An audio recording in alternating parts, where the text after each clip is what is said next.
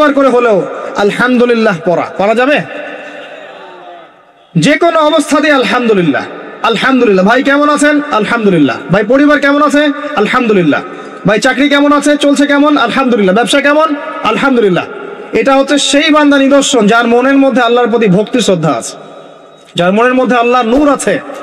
তার নিদর্শন হচ্ছে সে সব সময় শুকরিয়া আদায় করবে।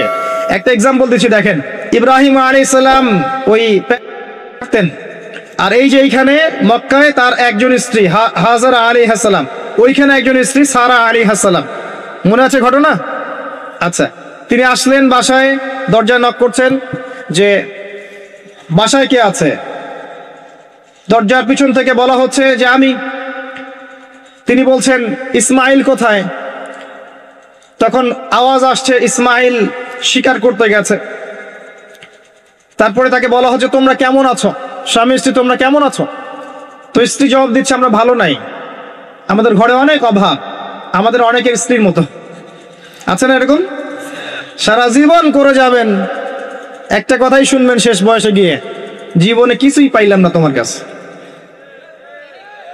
নিজের মাথার ঘাম পায়ে ফেলে করতেই থাকবেন, করতেই থাকবেন, করতেই থাকবেন, করতেই থাকবেন, কিন্তু আপনি শুনতেই থাকবেন, শুনতেই থাকবেন, কিছুই করলাম না, কিছুই পাইলাম না, কিছুই পাইলাম না। অমুক ভাবি কত ভালো আছে, অমুক কত ভালো আছে, অমুকের এত আছে, অমুকের তত আছে। সুবহানাল্লাহ। এটা আমাদেরই দোষ। কারণ বিয়ে করার সময় যারা দিনদারিতা না দেখে শ্বশুরের সম্পত্তি দেখবেন, সৌন্দর্যকে বেশি প্রাধান্য দিবেন, নিজের হারাম প্রেমকে বেশি প্রাধান্য দিবেন, নিজের ওই বংশমর্যাদা ইত্যাদি ইত্যাদিকে বেশি প্রাধান্য দিবেন, তখন তো আফসোস করতেই হবে, কিছু করার নেই।